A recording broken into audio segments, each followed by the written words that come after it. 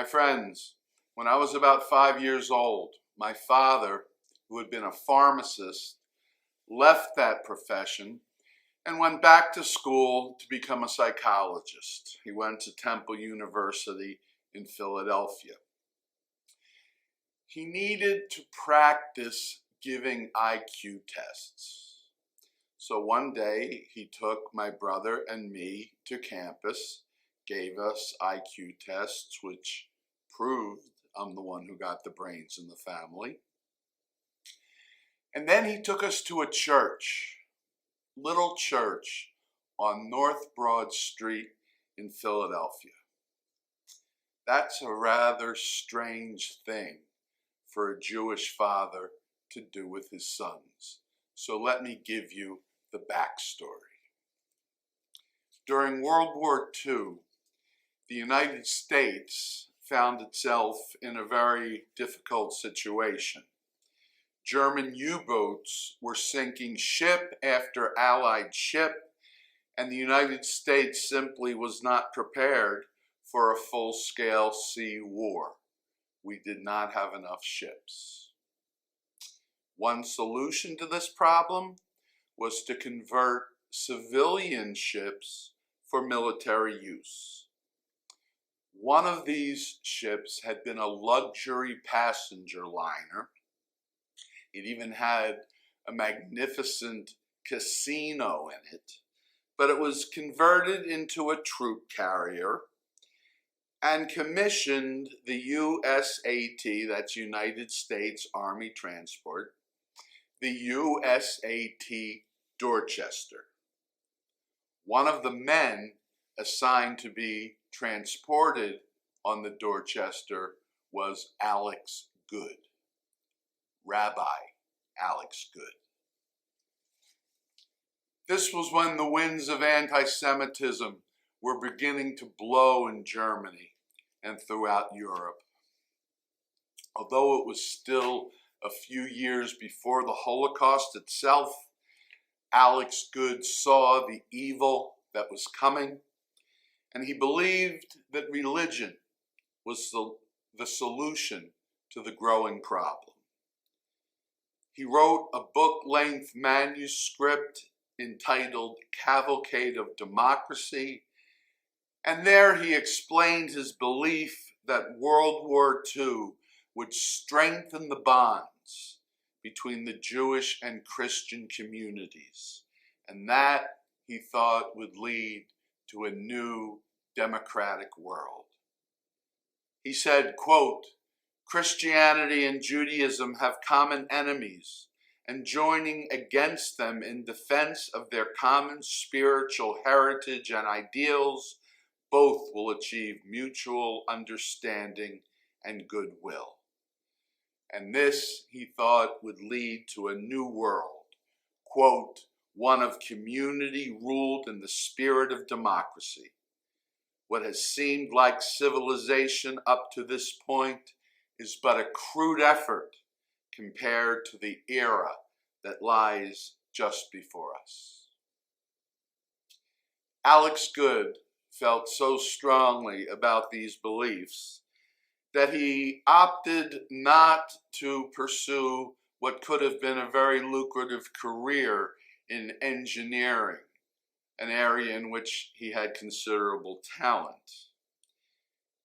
He wanted to help bring about the new world he envisioned, and he decided to enter the rabbinate. He was ordained as a Reform rabbi, and with his wife Teresa, moved to York, Pennsylvania, where Alex became the rabbi of Temple Beth Israel. Well, like so many Americans, their lives were changed on December 7th, 1941.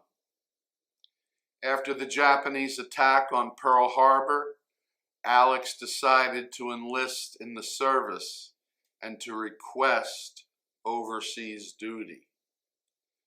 Teresa was devastated. By this time, they had a little daughter, and Alex's mother vehemently protested her son's decision. So the two women were delighted when the Navy turned down Alex's application. They said they didn't need another rabbi. But Alex was persistent, and he was accepted as a chaplain in the Army Air Corps. He was sent for training to the Harvard Chaplain School, and there at Chaplain School, he met and became friends with a Christian minister, George Fox. Eventually, Alex's orders came through. He was to report to Camp Miles Standish to await transport overseas. Alex learned that George was going as well, and the two of them would be sailing together on the Dorchester. They weren't the only chaplains so assigned. Two other chaplains were sailing with Alex and George: Clark Poling, who was a Christian minister like George, and like Alex, the son of a clergyman. Alex's father had been a rabbi as well. Clark would be sailing from Camp Miles Standish on the Dorchester with Alex and Clark. On December 7th itself, Father John Washington was out for an afternoon of leisure with his widowed mother.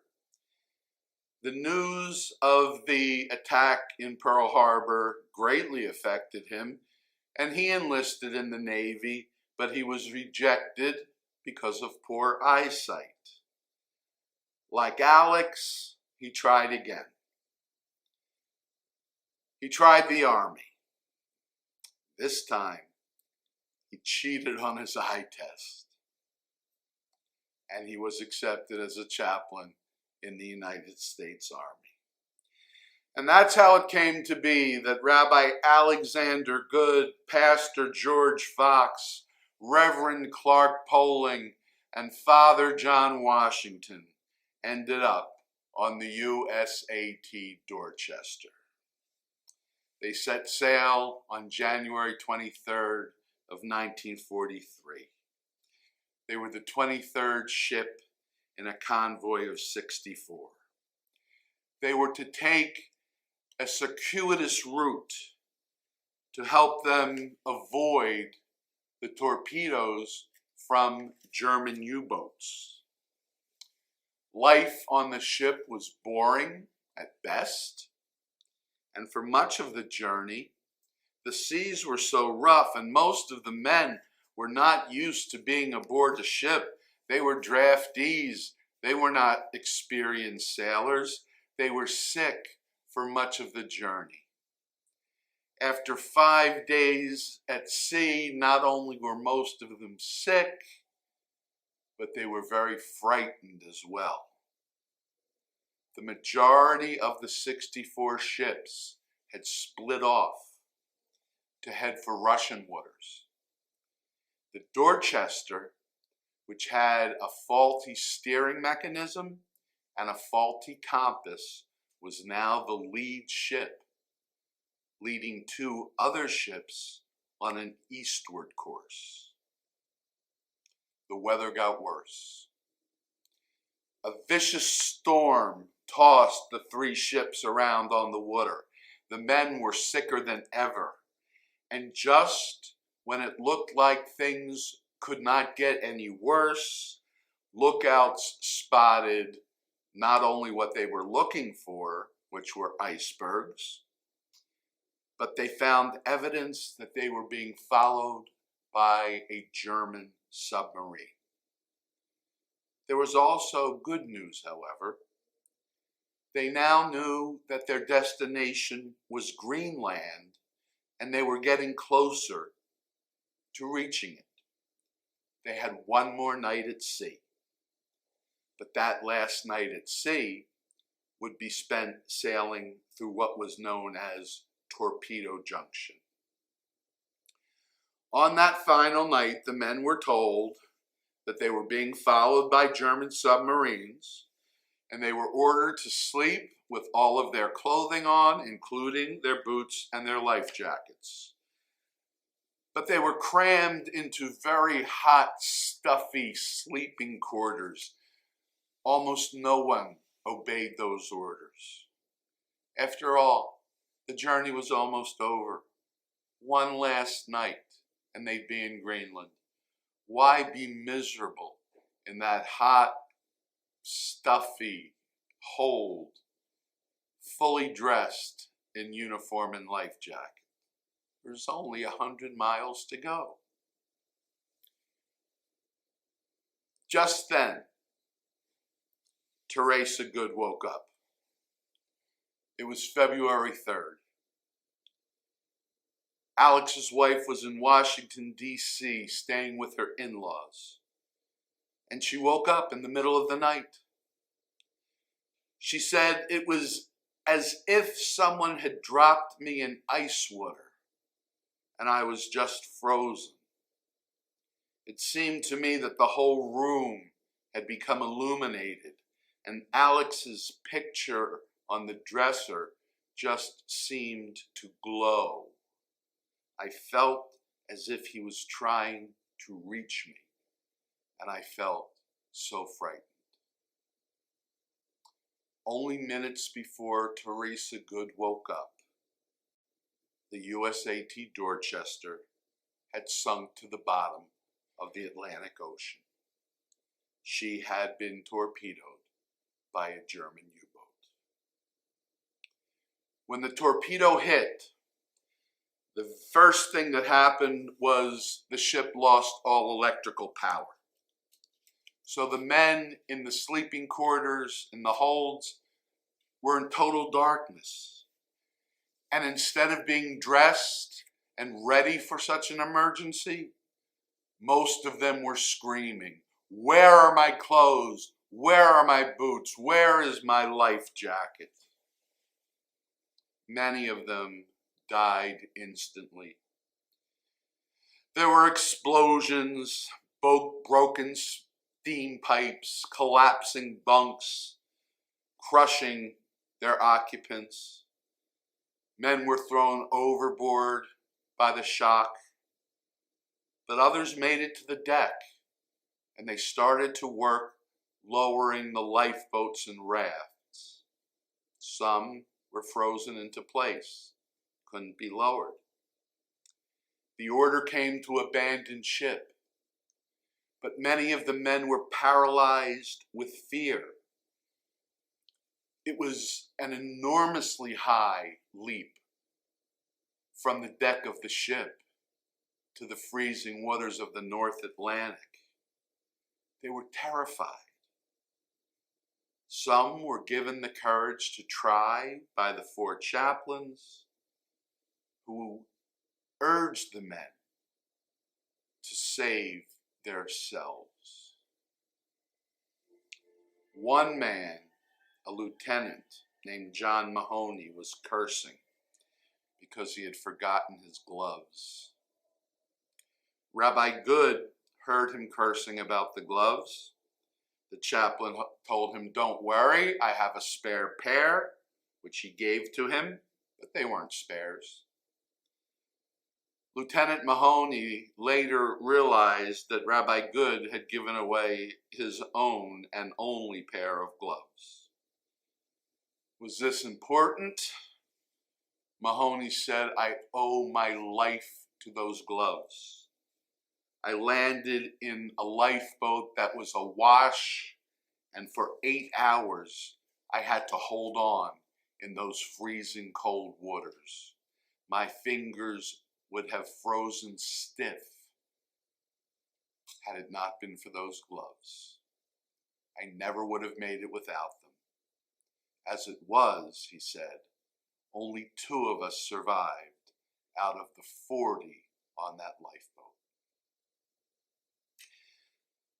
Second engineer Grady Clark witnessed something similar. He saw a young soldier crying hysterically because he had no life jacket.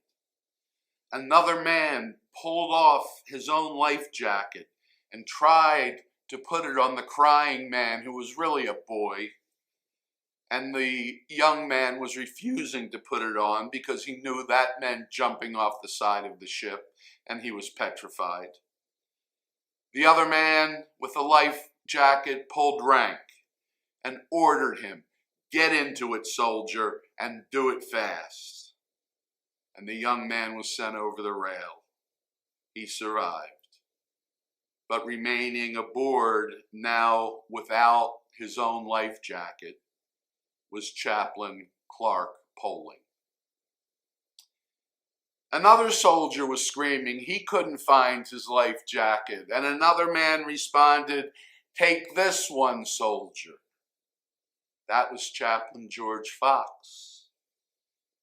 He helped the panicked soldier into a life jacket. Again, it was his own. And he gave it to the other man who survived. Father John Washington had done the same thing. He gave his life jacket to another soldier. Washington and the other 3 chaplains then tried to help an injured man to safety who didn't have his own life jacket either. Because of his injuries, he was unable to wear a life jacket in the usual way. Rabbi Goode, who had already given up his gloves, took off the laces from his boots, took off his own life jacket, and he used the boot laces to tie the life jacket onto the injured soldier. Rabbi Alexander Goode, Reverend Clark Poling, Pastor George Fox, and Father John Washington then linked arms. They began to pray in Hebrew, in Latin, and in English. There are at least 15 sworn affidavits stating how these chaplains gave up their own equipment to save others. Affidavits that also describe their last minutes. Probably the very last man to see them alive was a fellow called James Eardley, who said, quote, "I was on a life raft, and when the ship rolled over, that's when I saw the 4 chaplains who had climbed up onto the keel, and they were standing arm in arm. And then she nosed down, and they slid off into the water." That is why, my friends, my father made sure to show us that church on North Broad Street in Philadelphia. That church was called the Chapel of the Four Chaplains. And so, my friends, on this Veterans Day weekend, I ask that you remember our Jewish brother, Rabbi Alexander Goode, and the 3 holy men who died with him. Let them represent all of the brave men and women, Jews and Christians, and who knows who else, who put their lives at risk for this country. Many paid the ultimate price and never came home, like the 4 chaplains. They've become known as the 4 immortal chaplains. And in heaven above, immortality comes from God himself. But here on earth, immortality comes from us, from our remembering and telling the stories of those who have gone before us. So tell the story that I've shared with you today. Let America never forget the stories of these 4 heroes, the 4 immortal chaplains. They died together so that others would live. They died loving their neighbors as themselves. They died being their brother's keepers. May their memories be for a blessing and an example to all of us what we are capable of when we take on that sacred role.